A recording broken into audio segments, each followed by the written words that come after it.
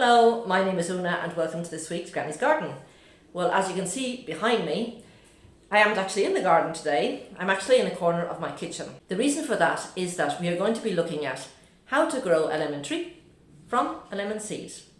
There are lots of videos out there in YouTube about how to plant a lemon tree from a lemon seed, but I want to use two different methods, and what I want to see is the end result using a comparison all the way through the process of these two methods. The filming of this is going to take several weeks, and we're going to stop at various different stages of the process, and I'm going to be showing you the result from method number 1 and the result of method number 2 all the way through this process to be able to decide what method is best for you. So what I'm going to do is get the camera set up on the counter, head off to the fridge, get myself some lemons, and we'll start the process. Okay, so let's get into stage 1 of this lemon tree making. I've got 2 lemons here from our local supermarket. Ideally the lemons should be ecological, but as I live in a little mountain village and I've only got one supermarket, I have to take what I get. So this one looks a bit gnarly and a little bit on the green side, so I'm just going to leave that to one side. And I think we'll continue with this one. So I just want to give it a little roll now to make it a bit softer to use. So I'm just going to take it and cut it in half. Okay, so I can see now that there are little lemon seeds on this side. Just going to take a few out.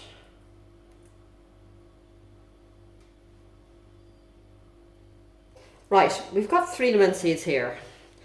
This one, as you can see, is very, very tiny, very, very twisted. So best place for it, the rubbish bin. I'm just going to put the other 2 here in a little bit of water while I go and wash my own hands. Okay, I'll just clear off the table now and get to the next phase. Just clear this now to one side. Now I just want to dry off these little lemon seeds because they tend to get quite slippery.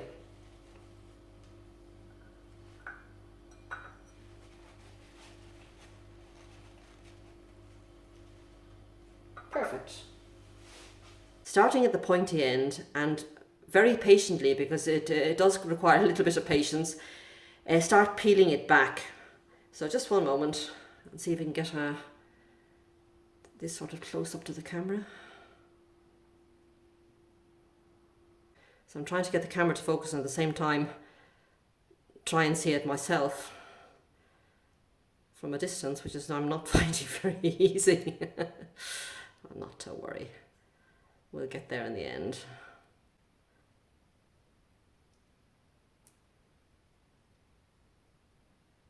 What I might do is in the camera I'll speed this second one up.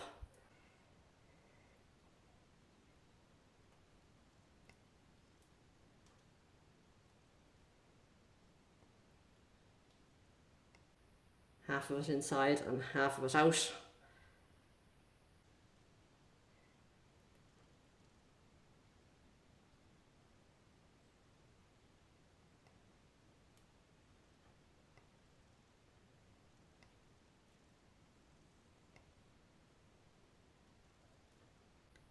We're nearly there now.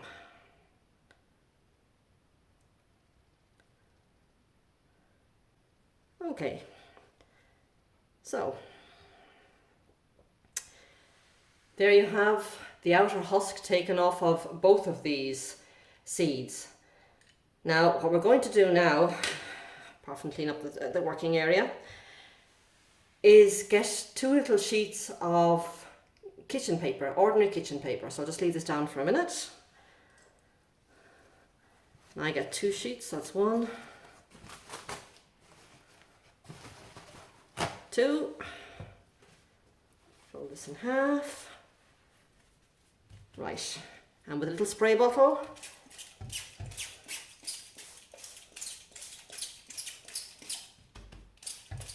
and making sure this is nice and moist.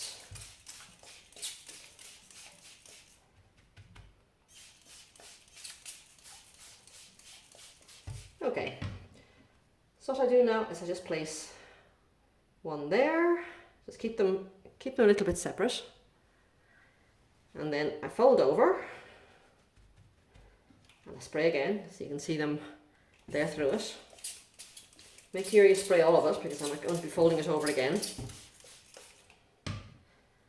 So I'm going to fold this here.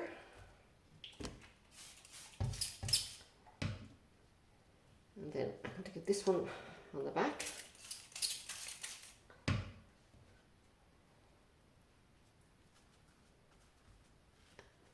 Hey. So now the final stage is to get it into one of these little freezing bags. Now unfortunately I haven't got any smaller bags because this is really far too large, but it's what I've got. It is important though to have one of these, that is airtight, it's got a little zipper on the top. So all you do now is slip that in. Make sure all the air is out. That's it, because we don't want to dry out. Seal the top. To make sure that's, yeah, you can hear it clicking. Here, that's.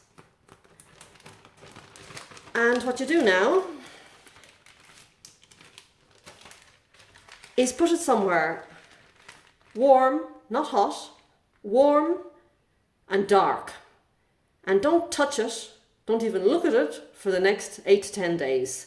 Now, I usually put it inside my kitchen cupboard. The reason being, the only person who looks inside my kitchen cupboard is me, so it's not likely to get disturbed by anyone. One kitchen cupboard. Over to the side, you've got little weighing scales. We're just going to leave it inside the bowl of the weighing scales. And that is that until 10 days time. Method number 2 couldn't be easier. I just have a half a lemon left over here in the fridge, which I've just made a previous cut. So, okay, so we've got a viable seed here. Just to see if there's any other viable seeds in the middle of this. Nothing there, nothing there. And nothing there. This is a nice viable seed. What I'm going to do now is pot this up and then I'll come back and have a root through the fridge. I've got some more lemons in there and see if I can find a nice plump mature lemon and get at least another 2 little seeds to join this in the pot. Method number 2, you need potting soil, little pot and your seed. So the first thing we do is fill up the pot, preferably without getting it all over the table. There we go. Now we're just going to give that a few little light taps to get out all those little air holes. Now this time, instead of planting it on the surface, we're going to go down about 1 inch. So make a good little well there in the beginning. And we're just going to pop it down. A good inch down. If you don't know what's up and what's down, just plant it on its side. And then cover it all up. Another few light taps to make sure it's in contact with the seed surface. And we water it in. 10 days have passed since we put the lemon seeds in this little plastic bag. So I'm just going to have a little peek now to see how they did.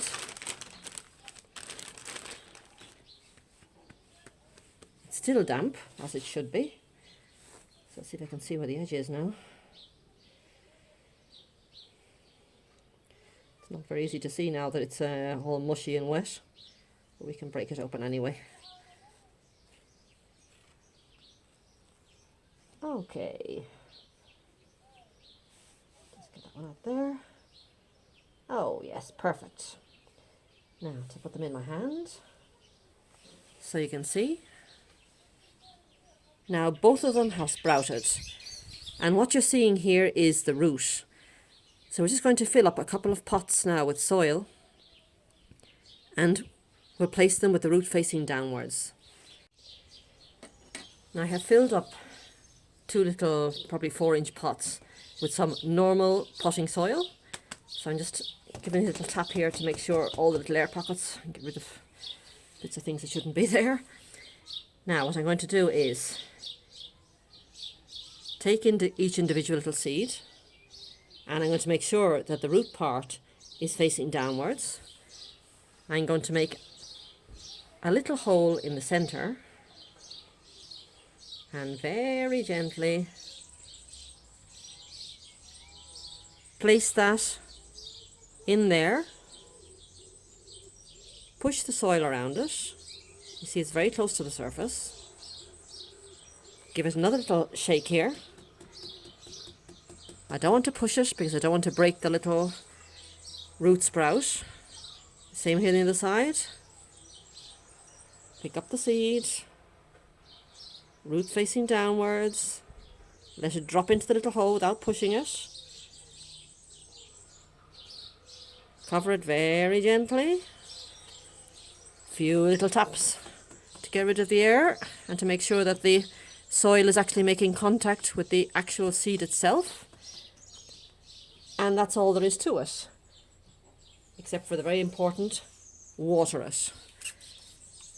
Now I'm going to keep these nice and moist, not wet.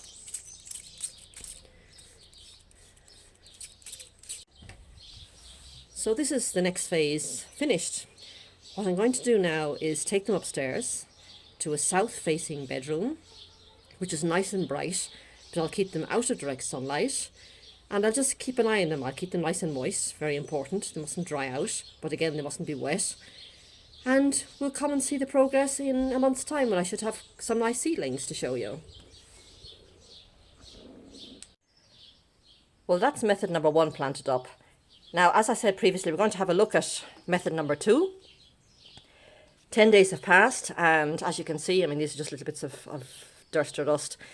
Absolutely nothing doing after 10 days, but this would be totally expected because this is the traditional method, and the traditional method does take quite a bit of time to get moving. This is what you get after 4 weeks. These have been kept in a bright room, out of direct sunlight, for the last 4 weeks.